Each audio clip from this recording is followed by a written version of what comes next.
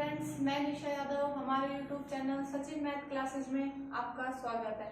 आज हम unit third के सेकंड लेक्चर पर बात करेंगे। हम यूनिट थर्ड में मैग्नेटिक फील्ड के बारे में पढ़ रहे हैं। आज हमारा यूनिट थर्ड का सेकंड लेक्चर है। आज हम पढ़ेंगे हमारा जो मैग्नेटिक फील्ड निकालेंगे वो सर्कुलर लूप की वजह से निकालेंगे। हम आज के दो टॉपिक लेंगे, magnetic field at the centre of the circular loop और एक एक्सियल पॉइंट पे हम मैग्नेटिक फील्ड निकालेंगे सर्कुलर लूप के। तो हमारा पहला टॉपिक है, हमारी यूनिट थर्ड है, यूनिट थर्ड का हमारा सेकंड लेक्चर है। आज का हमारा टॉपिक है मैग्नेटिक फील्ड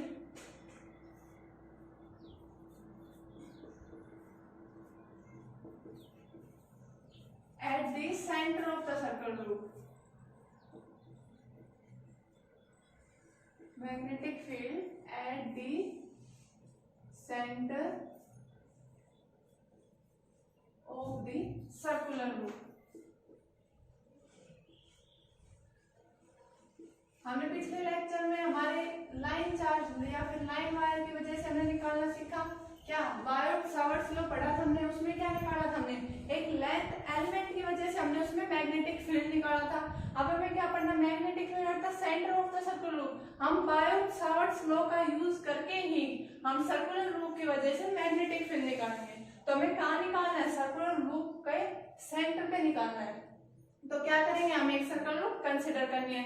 तो क्या हम एक सर्कुलर लूप कंसीडर कर लेते हैं। ये हमारी सर्कुलर लूप हो गई। इसकी रेडियस सेंटर इसका क्या है, O है। हमने इसकी रेडियस A मान ली। A क्या हमारी सर्कुलर लूप की रेडियस होगी। हमें क्या निकालना है, magnetic field due to circular loop. इस पूरी सर्कुलर लूप की वजह से हमें इस पॉइंट पर मैग्नेटिक फील्ड निकालना है। तो क्या हम सबसे पहले हमें मैग्नेटिक फील्ड निकालना, तो उसके लिए क्या होना चाहिए, जो हमारी सर्कुलर लूप है उसमें से करंट पास करवाएंगे तभी तो हमारी मैग्नेटिक फील्ड जनरेट होगी। तो क्या करेंगे, इसमें से हमने जो सर्कुलर लूप है इसमें से करंट I फ्लो करवा दिया। इस डायरेक्शन में करंट I फ्लो करवाया। अब हमें क्या निकालना है, मैग्नेटिक फील्ड निकालनी है।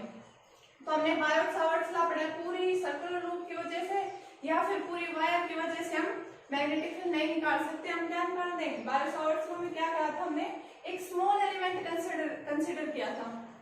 तो इसमें भी क्या करेंगे, हम एक स्मॉल एलिमेंट कंसीडर कर लेंगे। तो हमने एक स्मॉल एलिमेंट कंसीडर कर लिया, DL। क्या हमारा DL क्या हमारा एक स्मॉल एलिमेंट है AB। तो क्या करेंगे, स्मॉल एलिमेंट कंसीडर किया, इसकी वजह से हमें इस पॉइंट पर मैग्नेटिक फील्ड निकालेंगे। फिर क्या करेंगे, उसका इंटीग्रेशन करेंगे तो हमारी टोटल मैग्नेटिक फील्ड आ जाएगी, मतलब कि पूरी सर्कुलर लूप की वजह से मैग्नेटिक फील्ड आ जाएगी। तो क्या करेंगे, पॉइंट O है हमारा, तो इस एलिमेंट के सेंटर से हम इस जो हमारा सर्कुलर लूप का सेंटर उसको ज्वाइन करेंगे। तो हमारी जो ये डिस्टेंस है, ये पॉइंट C मान लेते हैं हम। तो पॉइंट C से पॉइंट O की डिस्टेंस क्या होगी, जो हमारी सर्कुलर लूप की रेडियस है वही होगी। तो इसकी रेडियस क्या हमारी A है। तो ये डिस्टेंस क्या होगी हमारी A हो गई, ये हमारी DL है। अब हमें यहाँ पे दिख रहा होगा कि जो पॉइंट C है O से मैच करे तो जो लाइन है A है हमारी, ये हमारा जो एंगल है एलिमेंट के साथ और जो A के बीच में हमारा एंगल 90 डिग्री है। ये हमें दिख रहा है, इन दोनों के बीच में एंगल कितना हमारा 90 डिग्री है। अब हमें क्या करना है, हमें बायोट-सावर्ट्स लॉ पढ़ा है, मैग्नेटिक फील्ड निकालनी है। तो क्या है हमारा, अकॉर्डिंग टू बायोट-सावर्ट्स लॉ,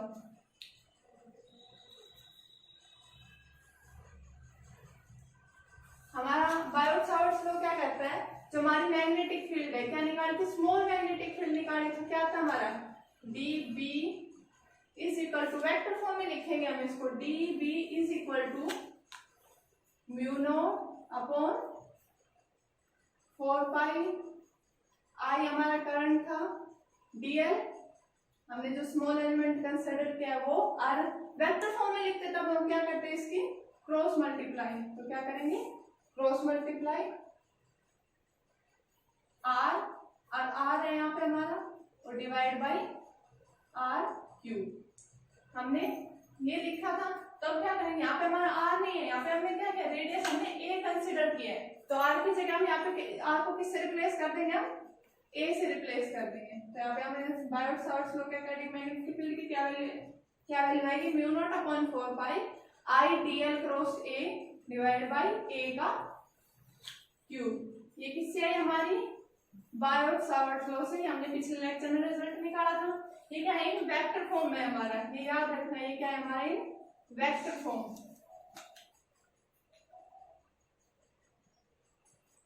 तो क्या करना है अब हमें, क्या देखना है, हमने ये स्केलर फॉर्म में पढ़ा था, इसको हम खोलते हैं तो हमारा क्या आता है D B is equal to mu naught upon 4 pi I D L sine theta divide by A square. अगर हम इसको स्केलर फॉर्म में लिखते हैं तो हमारा ये आता है।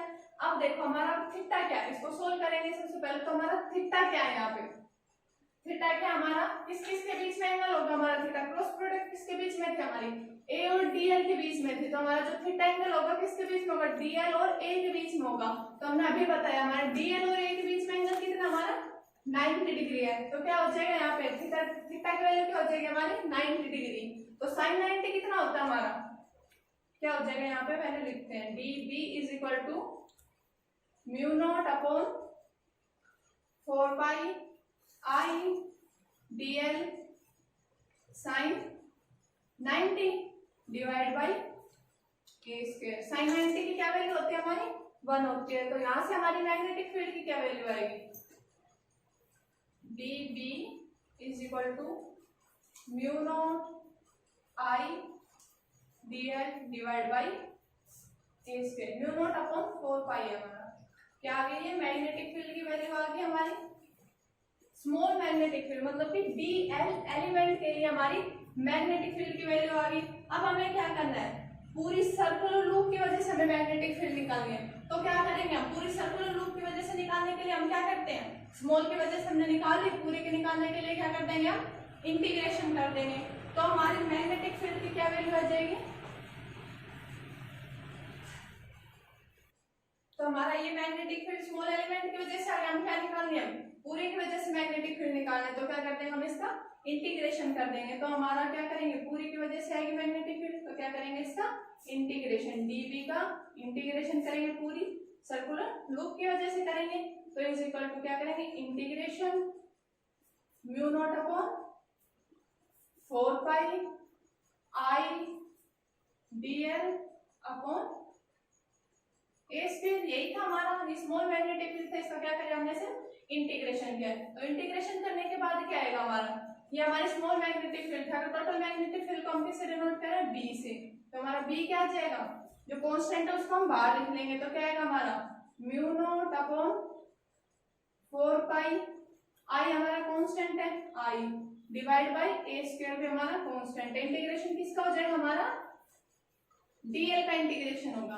तो डीएल का इंटीग्रेशन करेंगे, डीएल क्या हमारा स्मॉल एलिमेंट है, तो जब हम इसका इंटीग्रेशन करेंगे तो इंटीग्रेशन करेंगे इसका मतलब टोटल लेंथ आएगी। अब हमारी टोटल लेंथ आएगी तो जो सर्कुलर लूप है, सर्कुलर लूप की टोटल लेंथ कितनी होती है हमारी, मतलब कि इसकी जो पूरा सर्कल है सर्कुलर लूप है इसकी टोटल लेंथ क्या होगी, जिसका पैरामीटर होगा टोटल लेंथ यही होगी हमारी। टोटल लेंथ हम सर्कुलर लूप में कैसे निकालते हैं, इसका जो पैरामीटर होता है क्या होती है, मतलब कि 2 पाई इंटू रेडियस होते हैं, और इसकी रेडियस की हमारी ए है। तो इसके डीएल का इंटीग्रेशन करेंगे तो क्या आएगा हमारा 2 पाई ए। तो यहाँ से हमारी मैग्नेटिक फील्ड की क्या वैल्यू आ जाएगी, B is equal to mu naught upon 4 pi I upon A square. DL की जगह क्या लिखेंगे हम 2 पाई ए। ये आ गई हमारी मैग्नेटिक फील्ड की वैल्यू। क्या करना अब हमें, हम ये मैग्नेटिक फील्ड की वैल्यू आ गई, क्या करेंगे हमारा ए से ए कैंसिल हो जाएगा तो हम इसको कैंसिल कर देते हैं। तो हमारी क्या आ गई है मैग्नेटिक फील्ड की वैल्यू आ गई। यहाँ से हम इसको 2 पाई से 2 पाई कैंसिल कर सकते हैं। अगर हमें म्यू नॉट अपॉन 4 पाई के टर्म में रखने की कोशिश करेंगे कि हमारा जो है म्यू नॉट अपॉन 4 पाई के टर्म में आना चाहिए। अगर हमें न्यूमेरिकल वैल्यू न्यूमेरिकल निकाले तो हम यहाँ पे ताकि म्यू नॉट अपॉन 4 पाई की डायरेक्ट वैल्यू पुट कर ले 10⁻⁻⁷। तो हम इसको यहाँ से यहाँ कैंसिल नहीं करेंगे, आपकी मर्जी यहाँ से कैंसिल करो तो कर सकते हो, लेकिन हम इस पे एज इट इज रख लेंगे क्योंकि अगर हमें इस पे न्यूमेरिकल करना पड़े तो म्यू नॉट अपॉन 4 पाई की हमारी डायरेक्ट वैल्यू होती है 10⁻⁷ तो हम वहाँ पे पुट कर देंगे। तो ये क्या आ गया हमारी मैग्नेटिक फील्ड की वैल्यू आ गई at the centre of the circular loop. अगर हमारे n नंबर ऑफ, ये तो क्या होगी, एक सर्कल लूप है, अगर हमारी n number of circular loop होगी तो हमारी मैग्नेटिक फील्ड की क्या वैल्यू होगी, सिंपली हम इसको क्या करेंगे, n से मल्टीप्लाई कर देंगे। तो हमारी मैग्नेटिक फील्ड की क्या वैल्यू आ जाएगी यहाँ पे, B is equal to mu naught upon 4 pi I upon A आएगा और 2 पाई। अब किसके लिए निकालने हमें, n number of loops, n number of loops. तो n नंबर ऑफ लूप्स के क्या करेंगे, सिंपली इसको n से मल्टीप्लाई कर देंगे। तो हमारी क्या आ जाएगी, n नंबर ऑफ लूप्स के लिए क्या आ जाएगी, हमारी मैग्नेटिक फील्ड की वैल्यू आ जाएगी। तो हमारी ये मैग्नेटिक फील्ड की वैल्यू आ गई। अब अगर हमें मैग्नेटिक फील्ड की डायरेक्शन निकालनी है तो क्या करेंगे, सबसे पहले एक तो हम राइट हैंड थंब रूल से भी कर सकते हैं या फिर DL क्रॉस A से भी कर सकते हैं। DL क्रॉस A करेंगे या फिर थंब रूल करेंगे तो क्या करेंगे, हम जो थंब को उसको क्या रखते हैं, हम करंट की डायरेक्शन रखते हैं, मतलब कि DL की डायरेक्शन रखते हैं। तो यहाँ पे क्या होगी, इसकी करंट की डायरेक्शन हमारी ये वाली होगी, ऐसे है। तो हमें इस डायरेक्शन में क्या रखना है, थंब रखना है। जो हमारे फिंगर्स है उसको किसकी डायरेक्शन रखना है, हमें इस रेडियस मतलब A की डायरेक्शन रखना है। तो क्या करेंगे, थंब को हमने करंट की डायरेक्शन में रखा, थंब जो फिंगर्स है वो हमारी A की डायरेक्शन में हो गई, सॉरी जो थंब है वो I की डायरेक्शन में हो गया, फिंगर है वो A की डायरेक्शन होगी। अब क्या करेंगे, हम फिंगर्स को कर्ल करेंगे, फिंगर्स को कर्ल करके जब कर्ल आ रही है हमारी, कर्ल होने के बाद इनवर्ट जा रही है, तो यहाँ पे जो हमारी मैग्नेटिक फील्ड की वैल्यू होगी क्या होगी, वो हमारी इनवर्ट डायरेक्शन में मैग्नेटिक फील्ड की वैल्यू होगी। अगर हम हर पॉइंट पे निकालें, अगर मान लें यहाँ पे हमारा DL है, हमने ये तो यहाँ पे एलिमेंट कंसीडर किया था, अगर हम इस एलिमेंट को यहाँ पे कंसीडर कर देंगे DL को, इसको सेंटर से मिलाया तो ये A हो गया। तो यहाँ पे क्या होगी, DL हमारा इस डायरेक्शन में, मतलब करंट की वैल्यू हमारी इस डायरेक्शन में, A है जो रेडियस वो इस डायरेक्शन। तो ऐसे रखा हमने, क्या करना है, फिंगर्स को कर्ल करना है, कर्ल करने के बाद क्या जा रहा है, हमारे अंदर की तरफ जाए, तो इस पॉइंट पे भी हमारे क्या हो जाएगी, अंदर की तरफ इनवर्ट हमारी मैग्नेटिक फील्ड की वैल्यू होगी। तो ऐसे हर पॉइंट पर हम निकालेंगे तो सब पे हमारी इनवर्ट आएगी मैग्नेटिक फील्ड की वैल्यू। तो ये क्या था, हमारा magnetic field at the centre of the circular loop. अब हमें क्या करना है, हम मैग्नेटिक फील्ड निकालेंगे, सर्कुलर लूप की वजह से निकालेंगे। ये तो हमने क्या किया है, एट द सेंटर पे निकाली है, जो सर्कुलर लूप ली थी उसके सेंटर पे हमने मैग्नेटिक फील्ड निकाली है। अब हम कहाँ निकालेंगे, सर्कुलर लूप के किसी एक्सिस पॉइंट पर मैग्नेटिक फील्ड की वैल्यू निकालेंगे। पॉइंट कहाँ लेंगे हम, एक्सियल पॉइंट पे लेंगे हम।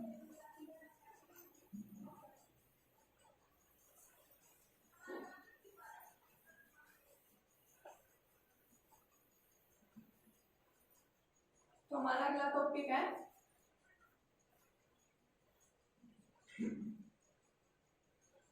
मैग्नेटिक फील्ड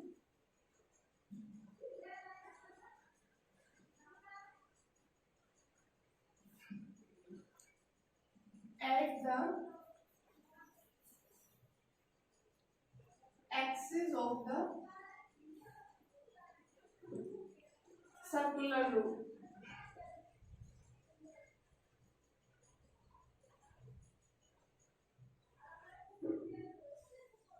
हमें क्या निकालना है, सर्कुलर लूप के एक्सिस पे निकालना। हमें क्या था, सेंटर पे निकालना था। तो हम क्या करेंगे, एक सर्कुलर लूप कंसीडर करेंगे, हमारी एक सर्कुलर लूप हो गई। हमने ऐसे क्यों पूरी सर्कल क्यों लिखा है, क्योंकि हमारी ऐसे है, इस ऐसे प्लेन में दिखेगी हमारी, मतलब ऐसे है हमारी सर्कुलर लूप। किसमें, हम इसको YZ प्लेन में मान लेते हैं, हमारी YZ प्लेन में जो सर्कुलर लूप है किसमें, हमारी YZ प्लेन में। अब हम क्या निकाल रहे हैं, इसका सेंटर ये क्या हो गया, O हो गया। तो इसकी जो रेडियस है सर्कुलर लूप की वो क्या मान ली हमने, A मान ली। हमें क्या निकालना है, इसकी एक्सिस पर निकालना है। तो जो x एक्सिस पर हम पॉइंट P मान लेते हैं, हम पॉइंट P पे निकालेंगे। डिस्टेंस क्या होगी हमारी, x होगी। क्या हमारा ये YZ प्लेन में ऐसे हमारे सर्कल पर जो पॉइंट P ले रहे हो इस डायरेक्शन में, पॉइंट P यहाँ पे हमारा x एक्सिस में। तो क्या होगा, ये XY प्लेन में जो पॉइंट P है वो हमारी x एक्सिस में है, तो हमारी सर्कल लूप होगी। अब क्या करना हमें, इसमें से करंट पास करेंगे, सर्कल लूप में करंट फ्लो होगा तभी हमारी मैग्नेटिक फील्ड आएगी। तो क्या करेंगे, इसमें हमने करंट ले लिया, हमारा करंट ले लिया हमने, इस डायरेक्शन में करंट ले लिया। हमें कहाँ निकालना है, इस पॉइंट पर मैग्नेटिक फील्ड की वैल्यू निकालनी है। तो क्या करें, हम पूरी की वजह से तो हम एक साथ निकाल नहीं सकते। क्या करेंगे, हम एक स्मॉल एलिमेंट कंसीडर करेंगे, उसकी वजह से बायोट-सावर्ट्स लॉ का यूज करके हम मैग्नेटिक फील्ड की वैल्यू निकालेंगे और फिर क्या कर देंगे, उसका इंटीग्रेशन कर देंगे, तो हमारी पूरी लूप की वजह से मैग्नेटिक फील्ड की वैल्यू आ जाएगी। तो क्या करेंगे, सबसे पहले हमने स्मॉल एलिमेंट कंसीडर कर लिया, क्या हो गया हमारा A B, small element consider कर लिया, क्या है इसकी जो लेंथ हो गया हमारी डी एल, इसका सेंटर हमने सी मान लिया। अगर हम इस पॉइंट को इस पॉइंट से मिलाएंगे,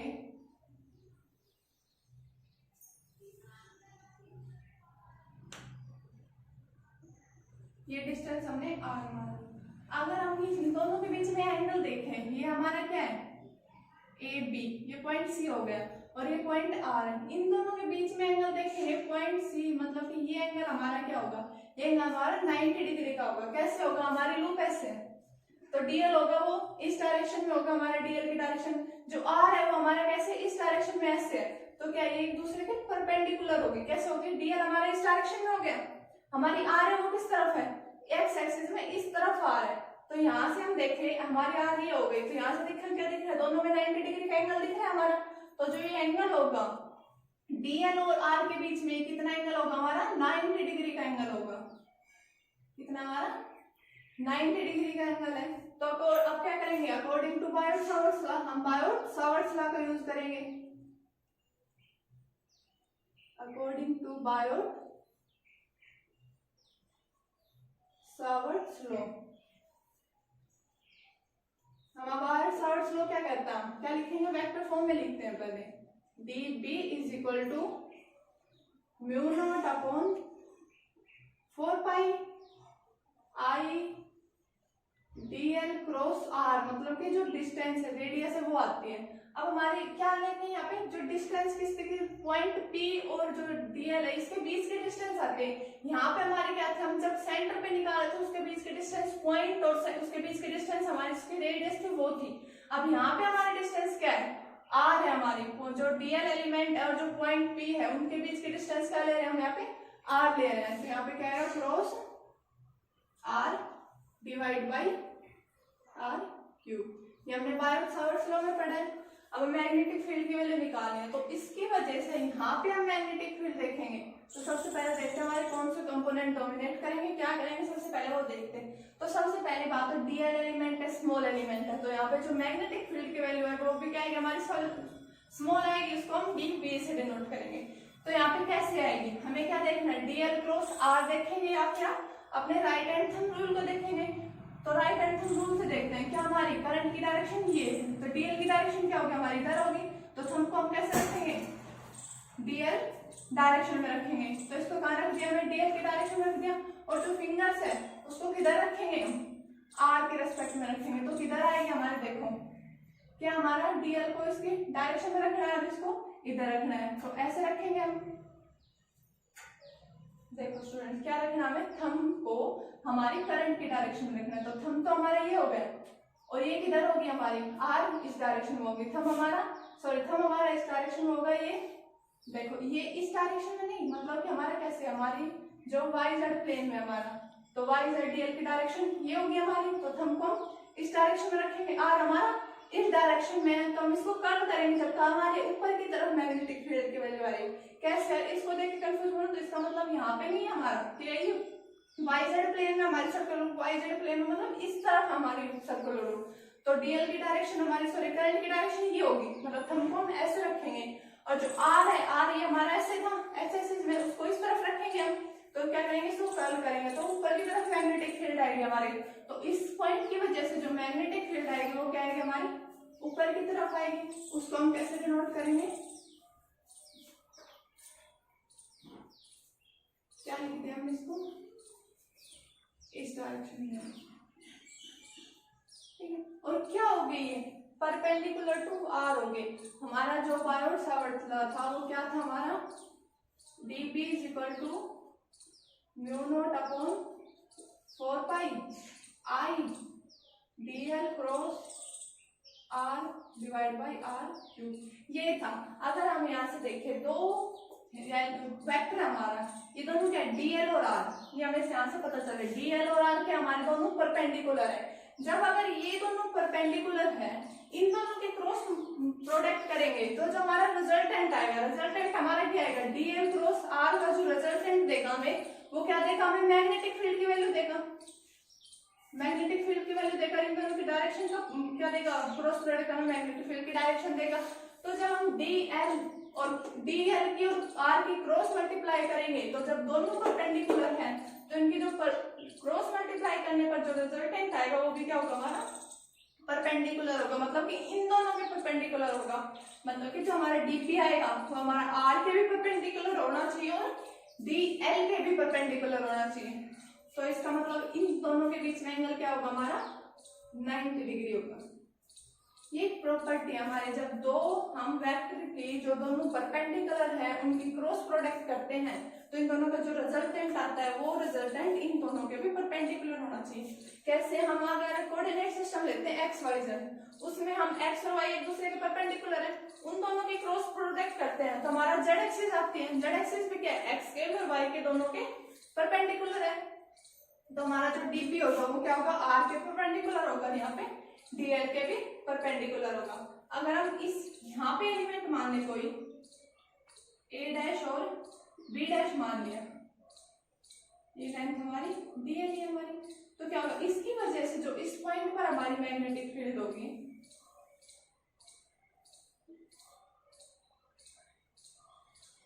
इस पॉइंट पर इस एलिमेंट की वजह से हम मैग्नेटिक फील्ड निकालेंगे, वो क्या होगी, ऐसे हम क्रॉस मल्टीप्लाई करके निकालेंगे तो हमारी मैग्नेटिक फील्ड की ये डायरेक्शन आएगी, ये भी क्या होगी, इसके परपेंडिकुलर होगी। मतलब इन दोनों में ये क्या है, जो इन दोनों के पॉइंट पे आर मान लेता, अगर ये भी आर डिस्टेंस है हमारी, तो इन दोनों के बीच में एंगल क्या होगा हमारा, 90 डिग्री होगा। ये भी क्या होगा हमारा 90 डिग्री। हम मान लेते हैं ये एंगल हमारा थीटा है, तो ये इसका भी क्या होगा, एंगल हमारा थीटा होगा। ठीक, आप क्या करते हैं, यहाँ पे हमने एक एक्सिस ड्रॉ की, तो हमारा ये एंगल थीटा है और ये पूरा एंगल क्या है, इस एक्सिस के साथ ये एंगल क्या हमारा 90 है, ये इसके परपेंडिकुलर है, ये एंगल हमारा 90 है और ये वाला एंगल थीटा है। तो ये वाला जो एंगल होगा ये कितना होगा हमारा, 90 माइनस थीटा होगा। ये होगा क्या हमारा, ये वाला एंगल थीटा है और जो इस एक्सिस के साथ ये एंगल बना रही है क्या हमारा 90 है, तो ये एंगल कितना बचा हमारा 90 माइनस थीटा। अब ये वाला ये जो एंगल है इस एक्सिस के साथ जो एंगल बना रही है ये कितना होगा हमारा, ये कैसे निकालेंगे हम, हमने क्या देखा, ये जो एंगल आर के साथ बीबी एंगल बना रही है क्या हमारा 90 है, मतलब कि यहाँ से लेके यहाँ तक ये पूरा एंगल क्या हमारा 90 है। अब हमारा ये 90 माइनस थीटा है तो ये कितना आ जाएगा हमारा, ये वाला एंगल क्या आएगा हमारा थीटा एंगल आएगा। कैसे यार, ये एंगल थीटा है, ये जो एंगल होगा इन दोनों के बीच में क्या हो गया हमारा थीटा हो गया। अब हमारे ये जो एंगल लिया हमने कितना 90 दिख रहा है हमारे परपेंडिकुलर एक्सिस है दोनों, तो ये एंगल हमारा 90 हो गया। ये थीटा है ये 90 है तो ये कितना बचेगा हमारा 90 माइनस थीटा, ये 90 माइनस थीटा हो गया। अब हमने अभी देखा कि आर और डीबी के बीच में एंगल हमारा 90 बन रहा है, ये एंगल 90 बन रहा है और ये 90 माइनस थीटा है, तो ये बचा हुआ कितना हो जाएगा, 90 में से 90 माइनस थीटा करेंगे तो क्या बचेगा हमारे पास थीटा बचेगा। सिमिलरली हम ये एंगल निकालेंगे तो ये भी क्या आएगा हमारा थीटा एंगल आ जाएगा। अब हमारा इसको हम एक इस डायरेक्शन में मैग्नेटिक फील्ड जा रही है, इसके इस एलिमेंट की वजह से इस डायरेक्शन मैग्नेटिक फील्ड जा रही है, हम रिजल्टेंट ऐसे तो निकाल नहीं सकते। हम क्या करेंगे, ये मैग्नेटिक फील्ड इस एक्सिस के साथ थीटा एंगल बना रही है, ये भी इस एक्सिस के साथ थीटा एंगल बना रही है, हम क्या कर देंगे मैग्नेटिक फील्ड को कंपोनेंट में रिजोल्व कर देंगे। कंपोनेंट में रिजोल्व कैसे करते हैं, जिस एक्सिस के साथ वो एंगल बना रही है उसका उस एक्सिस के अलोंग जो कंपोनेंट आता है कौन सा आता है, cos थीटा कंपोनेंट आता है। तो इसका इस डायरेक्शन में जो हमारा कंपोनेंट आएगा वो क्या आएगा हमारा dp cos थीटा कंपोनेंट आएगा और इसका भी इस डायरेक्शन में क्या कंपोनेंट आएगा db cos थीटा कंपोनेंट आएगा और इनके परपेंडिकुलर ये cos थीटा होगा तो इसका परपेंडिकुलर कंपोनेंट क्या आएगा हमारा db sin थीटा आएगा।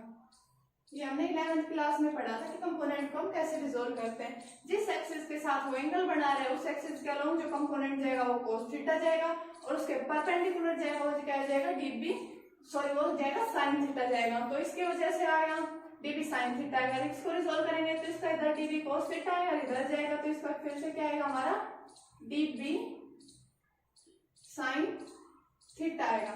तो यहाँ पे क्या है, हमारी मैग्नेटिक फील्ड इस एलिमेंट की वजह से इसमें dp आई है, दोनों का मैग्नीट्यूड सेम लिया हमने यहाँ पे। तो क्या करेंगे, जो dp cos थीटा इसका है और इसका एक दूसरे को कैंसिल कर देंगे। कैसे, दोनों का मैग्नीट्यूड सेम हो गया और डायरेक्शन क्या है, दोनों की अपोजिट है। तो क्या करेंगे, ये एक दूसरे को क्या कर देंगे, कैंसिल कर देंगे। तो फिर जो हमारा रिजल्टेंट आएगा वो किसकी वजह से आएगा, ओनली साइन थीटा कंपोनेंट की वजह से हमारा रिजल्टेंट आएगा। तो जो मैग्नेटिक फील्ड निकालेंगे वो किसकी वजह से निकालेंगे, ओनली साइन थीटा मैग्नेटिक की वजह से आएगा।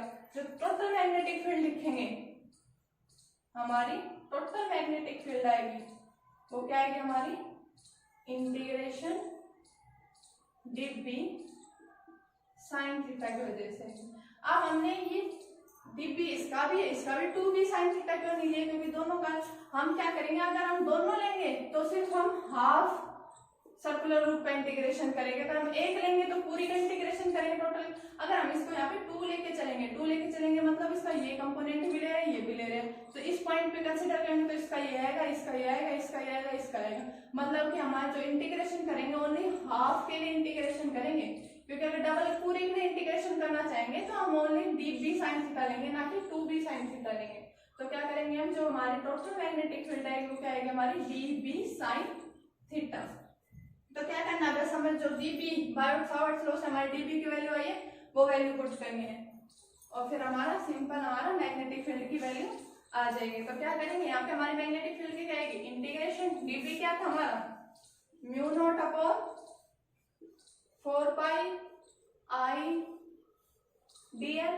जो यहाँ पे साइन थीटा आता है इसके साथ, वो तो हमारे क्या हो गया था, यहाँ पे हम क्या लिख रहे थे, साइन थीटा, मतलब इन दोनों के बीच में एंगल था ना, तो dl और r के बीच में, वो तो क्या था हमारा 90 था, डिवाइड बाय r स्क्वायर। एक साइन थीटा ये अलग आ रही है हमारा, इसकी वजह से थीटा एंगल आ रहा है ना, तो इसको ये क्या है हमारा साइन थीटा, ये यहाँ पे सिर्फ साइन थीटा क्या होता है हमारा 1 होता है।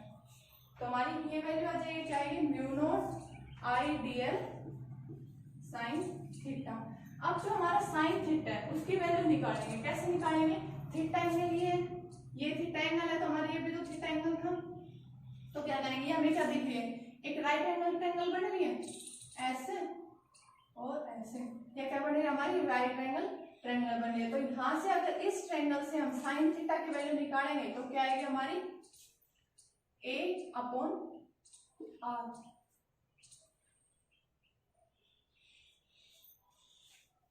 क्या आएगा।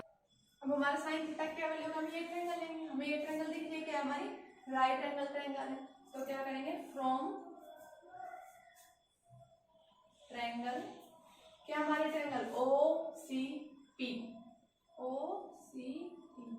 तो इस ट्रायंगल क्या है, साइन थीटा क्या होता है हमारा, परपेंडिकुलर अपॉन हाइपोटेन्यूज। यहाँ पे हमारा परपेंडिकुलर क्या है a और हाइपोटेन्यूज क्या हमारे इस ट्रायंगल का r।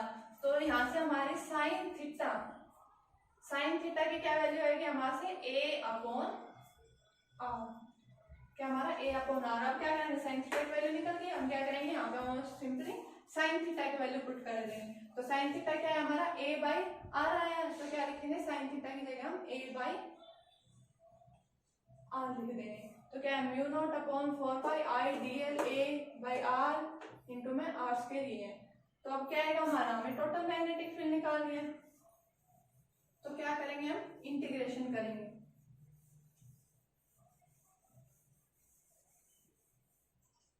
हमारे यहाँ से क्या है, b total is equal to integration mu naught upon 4 pi I dl a/r cube आ गया। अब क्या करना है, टोटल निकालने के लिए पहले हम इंटीग्रेशन कर देंगे, बाद में हम r की वैल्यू पुट करेंगे। सबसे पहले हम क्या करेंगे, इंटीग्रेशन करेंगे। इंटीग्रेशन करेंगे तो क्या आएगा, ये सारी चीज कांस्टेंट, हमारे ओनली dl का इंटीग्रेशन होगा, क्योंकि यही हमें स्मॉल एलिमेंट है, इसकी हमें टोटल लेंथ चाहिए ना। तो क्या करेंगे, इसका इंटीग्रेशन करने के बाद क्या आएगा हमारा, म्यू नॉट अपॉन 4 पाई आई a/r क्यूब, हमारा क्या रहेगा, एज इट इज रहेगा। dl का इंटीग्रेशन करेंगे, इसका इंटीग्रेशन करेंगे मतलब हमारी टोटल लेंथ आएगी।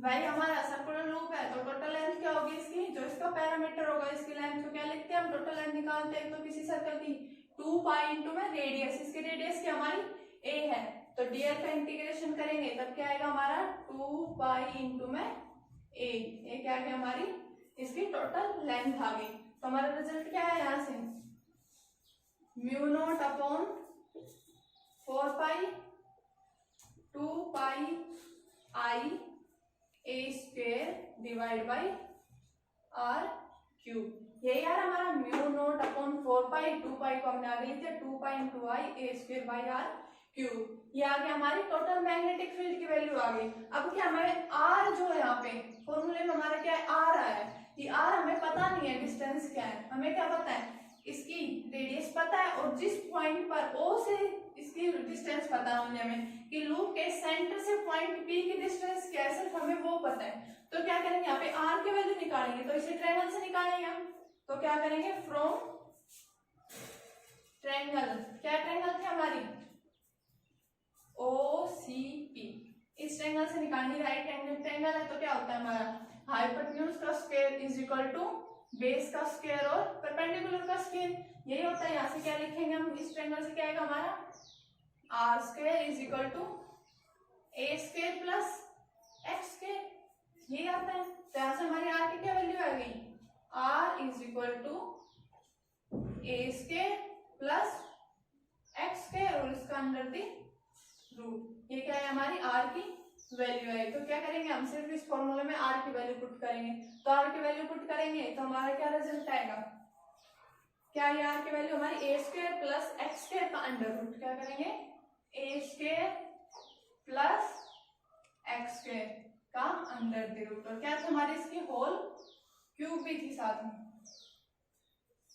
तो क्या करेंगे हम इसकी पावर कितनी होगी, रूट का क्या मतलब है पावर 1/2, तो इसकी टोटल पावर कितनी हो जाएगी हमारी 3/2। तो हमारी जो मैग्नेटिक फील्ड की वैल्यू आई है सर्कुलर लूप की वजह से वो क्या आई हमारी,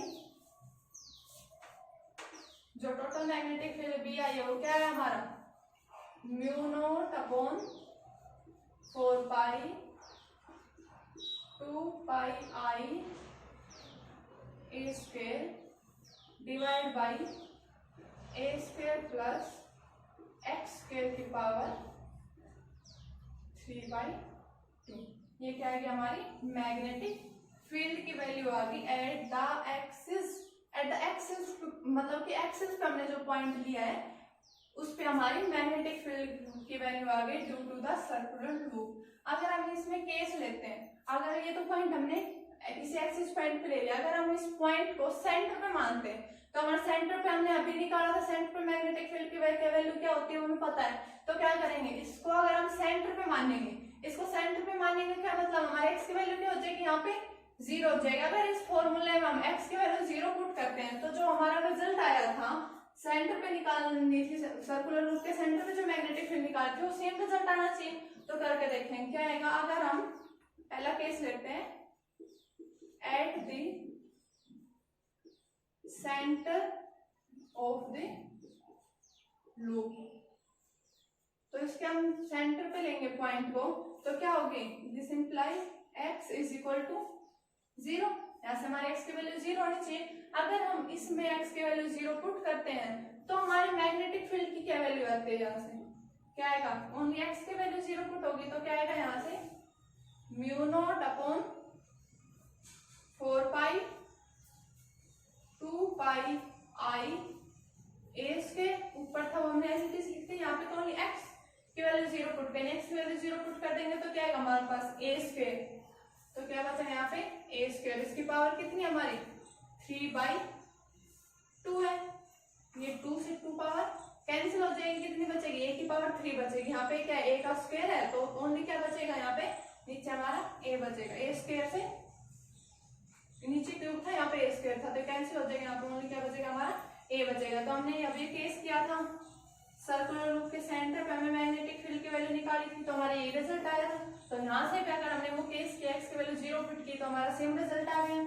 अगर हम एक और केस लेके चलते हैं, अगर हम पॉइंट ये क्या लिया था सेंटर पे कंसीडर कर लिया हमने पॉइंट ये, अब क्या करेंगे कि जो हमारा पॉइंट P है वो बहुत ही लार्ज डिस्टेंस पे है, मतलब कि सेकंड केस क्या लेंगे हमारा जो x है वो मच ग्रेटर देन हम a लेते हैं, कि मतलब जो P पॉइंट है वो बहुत ही लार्ज डिस्टेंस पे, लार्ज डिस्टेंस पे मतलब कि x हमारा बहुत बड़ा हो जाएगा, सर्कुलर लूप यही रहेगी हमारी, तो ये बहुत बड़ा हो जाएगा, इस वजह से लिखते हैं जो x है हमारा much much much greater than a हो जाएगा। तो हमारा x बड़ा है a से। अगर हम इन दोनों का x स्क्वायर करेंगे, सॉरी स्क्वायर करेंगे दोनों का, x का भी और a का भी, ये ऑलरेडी x से छोटा था, इसको हम और स्क्वायर कर देंगे तो ये हमारा और छोटा हो जाएगा। छोटा हम तो कहते हैं कि स्क्वायर करते हैं तो टर्म बड़ी होनी चाहिए, लेकिन नहीं, क्या है हमारा x है, इसको मान लिया ये वैल्यू हमारी 2 है x की। अगर ये हमारी वैल्यू इसकी 0.1 है, मतलब छोटा, बहुत छोटा है, इसके कंपैरिजन तो हम इसको पॉइंट में देते हैं। हमारी a की वैल्यू 0.1 और x की वैल्यू हमें 2 ली, तो इन दोनों का स्क्वायर करेंगे तो ये तो 4 आएगा, इसका स्क्वायर करेंगे तो क्या आ जाएगा, क्या आएगा हमारा 0.01 ही आएगा। हमारा ये और भी छोटा होगा, इसका कंपैरिजन देखेंगे 4 के कंपैरिजन में हमारा बहुत स्मॉल हो गया, तो हम क्या कर देंगे इसको, यहाँ से हम यहाँ से a स्क्वायर को x स्क्वायर के कंपैरिजन में नेगलेक्ट कर देंगे। क्या करेंगे हम, a square can be neglected as compare to x square. क्या करेंगे हम, a स्क्वायर को x स्क्वायर के कंपैरिजन में नेगलेक्ट करेंगे, ओनली हम x स्क्वायर के कंपैरिजन में नेगलेक्ट करेंगे। देखो यहाँ पे हम क्या करें, a स्क्वायर को नेगलेक्ट, तो हम इसको नेगलेक्ट नहीं करेंगे, ये तो कुछ ना कुछ इसके हम क्या करेंगे, ओनली हमने क्या किया, x स्क्वायर के कंपैरिजन में नेगलेक्ट किया, तो जहाँ पे इसके साथ x स्क्वायर होगा वहां पे ही हम a स्क्वायर को नेगलेक्ट करेंगे और जगह हम इसको एज इट इज रखेंगे। तो यहाँ से हमारी मैग्नेटिक फील्ड की क्या वैल्यू आ जाएगी, mu naught upon 4 pi 2 pi I, A square जो ऊपर ही है सेम रहेगा हमारा, ओनली हमारा ये स्क्वायर है ये नेगलेक्ट होगा, तो यहाँ पे क्या बचेगा हमारा एक्स स्क्वायर और इसकी पावर 3/2, तो 2 से 2 कैंसिल, ओनली इसकी पावर क्या बचेगी हमारी x की पावर 3 बचेगी। तो क्या आएगा, हमारी मैग्नेटिक फील्ड की वैल्यू आएगी जब हमारा जो पॉइंट P है वो लार्ज डिस्टेंस पे, मतलब कि a के कंपैरिजन में जो हमारा x है वो बहुत ही लार्ज है। तो हमने क्या पढ़ा है, magnetic field at the axis of the circular loop, हमने magnetic field at the centre of the circular loop भी निकाला है, और हमने एट द एक्सिस पॉइंट पे सर्कुलर लूप निकाला, और सर्कुलर लूप ने हमें केस भी लेके चला कि हम इसको पॉइंट को सेंटर पर मानेंगे तो हमारा रिजल्ट दोनों में सेम आ गया, दोनों हमारा कंपेयर किया तो हमारा रिजल्ट सेम आया। तो ये था हमारा मैग्नेटिक फील्ड के बारे में कि सर्कुलर लूप के एक्सिस पर सेंटर पर मैग्नेटिक फील्ड कैसे निकालते हैं। तो स्टूडेंट, वीडियो में कोई प्रॉब्लम हो तो कमेंट करके जरूर बताना, और वीडियो अच्छी लगे तो लाइक करना और हमारे चैनल को सब्सक्राइब करना। Thank you student.